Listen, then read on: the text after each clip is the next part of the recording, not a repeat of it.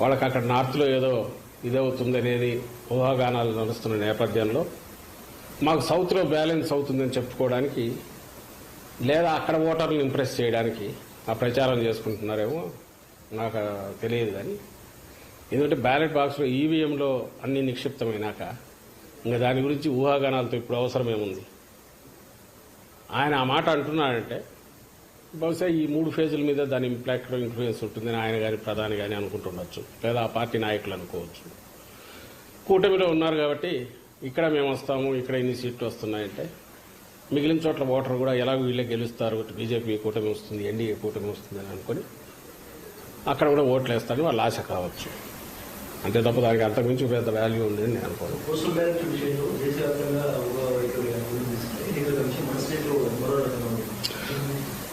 దాని మీద రిప్రజెంట్ చేశాం. ఎప్పుడు లేనిది ఈసారి టీడీపీ వాళ్ళు పోస్టల్ బ్యాలెట్ అనగానే ఉద్యోగులంతా జగన్మోహన్ రెడ్డి గారికి వ్యతిరేకము, లేదా వైఎస్ఆర్సీపీ వ్యతిరేకం, వాళ్ళకు వాళ్ళు కాకులు లెక్కలు వేసుకుని ఉద్యోగులనే వాళ్ళు ఈ సమాజంలో భాగము, వాళ్ళు అట్టడుగోగారి నుంచి వచ్చింటారు, వాళ్ళ కుటుంబాలకు సంబంధించిన వాళ్ళు, స్నేహితులు, బంధువులు, వాళ్ళు వ్యవసాయదారులు, లేదా ప్రభుత్వం నుంచి బెనిఫిట్స్ పొందుతున్న వాళ్ళు అన్నీ ఈ సొసైటీలో పార్ట్గా ఒక ఉద్యోగి అయినా ఈ రియాక్ట్ అవుతాడు తప్ప ఉద్యోగి అనేది క్లాస్ కాదు, అది ఒక క్యాస్ట్ కాదు.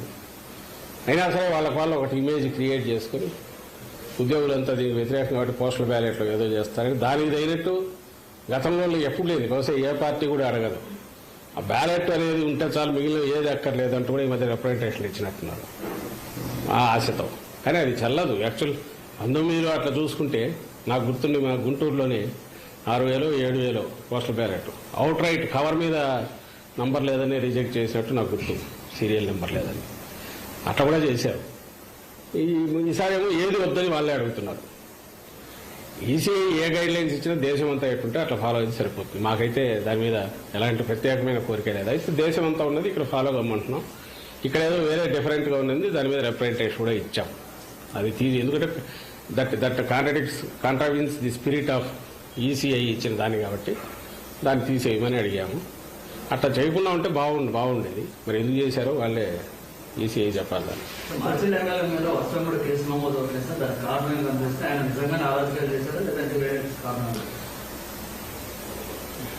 ఇప్పుడు మీరు గమనిస్తే గత 10-15 రోజులుగా అసలు అక్కడ ఏం జరుగుతుంది మాచర్ల అంటే మాచర్ల సెంట్రిక్ గానే మొత్తం ఎల్లో మీడియా కానీ ఆ పార్టీ కానీ టీడీపీ కానీ నడుపుతున్నారు, ఒక ఎమ్మెల్యేని టార్గెట్గా పెట్టుకొని. ఈ నేపథ్యంలో 2 చెప్పాలి.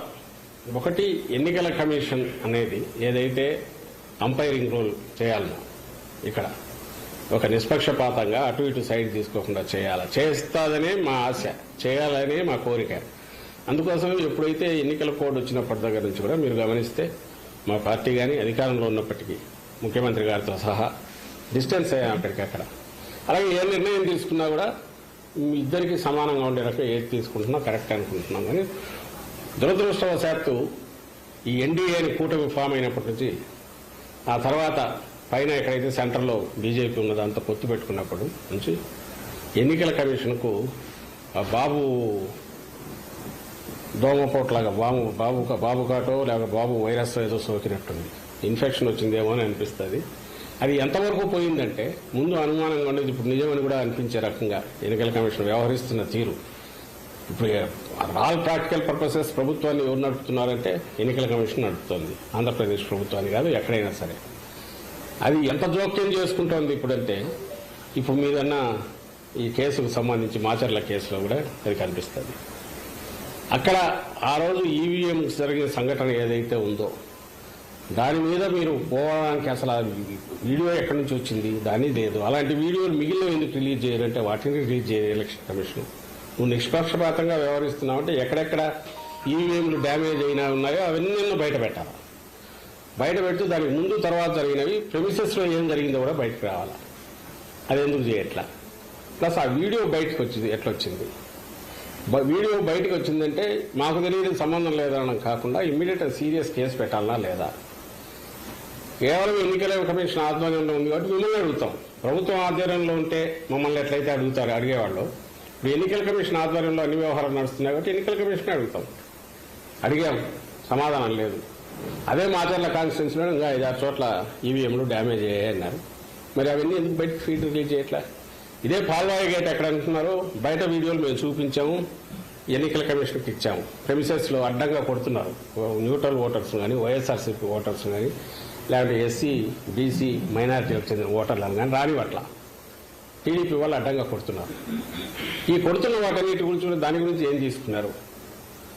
అన్నిటికంటే ముఖ్యంగా ఎవరు రీపోలింగ్ అడుగుతారు? బాధితుడు అడుగుతాడు. ఎందుకు టీడీపీ అడగట్లా? ఎందుకంటే వాళ్ళు కంఫర్టబుల్గా ఉంది కాబట్టి, గుద్దుకున్నారు కాబట్టి, అడ్డంగా వేసుకున్నారు కాబట్టి, రిగ్ చేసుకున్నారు కాబట్టి వాళ్ళు అడగట్లా. అఫెక్ట్ అయినారు కాబట్టి మా వాళ్ళు అడుగుతున్నారు.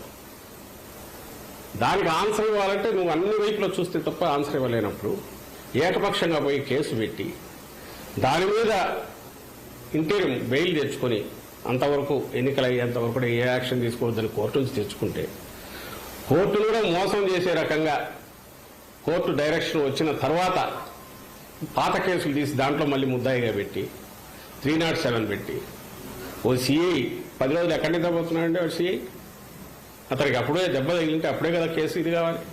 307 ఇప్పుడు ఎట్లా చేర్చింది?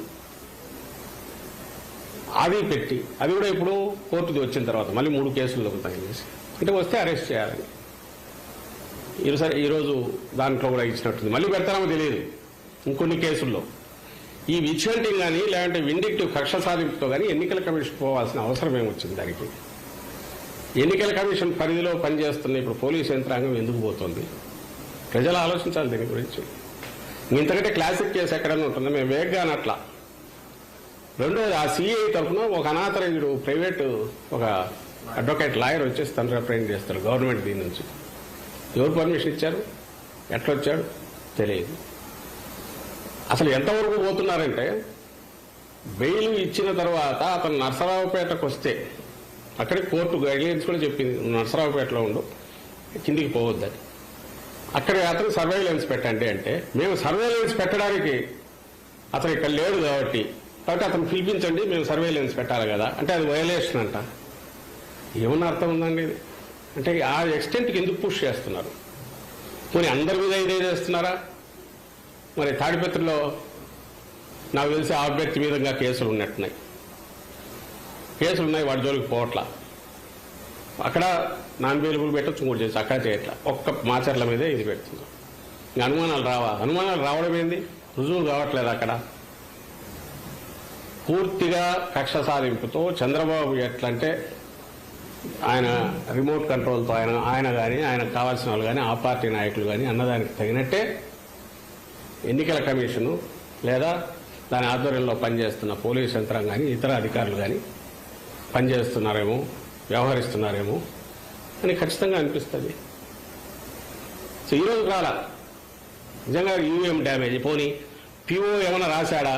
PO log book main criteria అయినప్పుడు, ప్రాతిపదిక అయినప్పుడు పోలింగ్ ఆగిందని కానీ ఇంకోటని రాశారు. మరుసటి రోజు కేసు పెట్టారు అన్ఐడెంటిఫైడ్ అని కానీ, లేదా పాల్వాయి గేట్ విషయంలో. దాంట్లో లాగ్ బుక్లో రాలే కదా.